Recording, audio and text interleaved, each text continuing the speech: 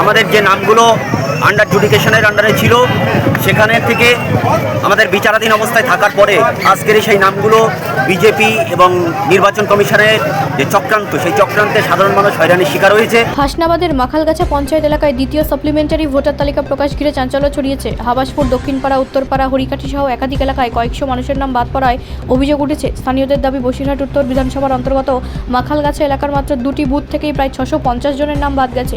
এই ঘটনাকে কেন্দ্র করে শুক্রবার সকাল থেকে উত্তপ্ত হয়েছে মালঞ্চ টাকি রোড। ক্ষুব্ধ গ্রামবাসীরা রাস্তায় টায়ার জ্বালিয়ে বিক্ষোভ দেখাতে শুরু করেন। ভোটার তালিকা থেকে নাম বাদ যাওয়ার প্রতিবাদে মাখালগাছার হাবাসপুর ব্রিজের সামনে কয়েকশো মানুষ জড়ো হয়ে বিক্ষোভে সামিল হন। সকাল 8টা থেকে হাসনাবাদ রোড অবরোধ করে অবস্থান বিক্ষোভ শুরু হয়। ফলে দীর্ঘক্ষণ যান চলাচল সম্পূর্ণ স্তব্ধ হয়ে পড়ে। বিক্ষোভকারীদের একটাই দাবি, অবিলম্বে তাদের নাম পুনরায় ভোটার তালিকায় অন্তর্ভুক্ত করতে হবে। ঘটনার খবর পেয়ে এলাকায় পৌঁছায় হাসনাবাদ থানার বিশাল পুলিশ বাহিনী। এসডিপিও ওমর আলী মোল্লা নেতৃত্বে পরিস্থিতি নিয়ন্ত্রণে আনার চেষ্টা চলে।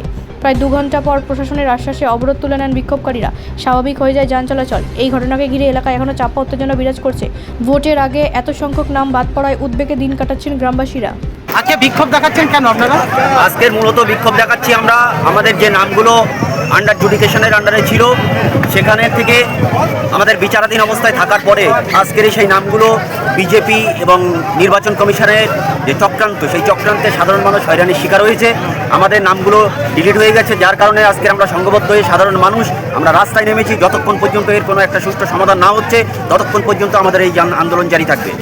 কতজনের নাম টোটাল বাদ গেছে? টোটাল মাখালগাছা পঞ্চায়েতের মধ্যে প্রায় 600 থেকে 700 শুধুমাত্র আবাসপুরে নাম বাদ গিয়েছে।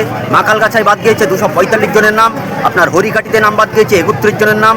আপনার পারভবানীপুরে 27 জনের নাম। এমনি করে প্রত্যেকটা গ্রামে কিছু না কিছু নাম আমরা প্রায় 2000-এর উপরে নাম বাদ চলে গেছে। এখন কি চান আপনারা? আমরা চাচ্ছি যে এর একটা নির্দিষ্ট কোনো মীমাংসার জায়গায় চলে আসুক। আমরা অসহায় গরিব মানুষ, খেটে খাওয়া মানুষ, আমরা এইভাবে আমাদেরকে হয়রানি করলে আমরা কোথায় যাব? আমরা কিভাবে? আমরা এর সুষ্ঠু সমাধান চাই। সামনে নির্বাচন, আমরা নির্বাচনকে কেন্দ্র করে আমাদের কোনো রকমের অশান্তি বাতাবরণ আমরা চাই না।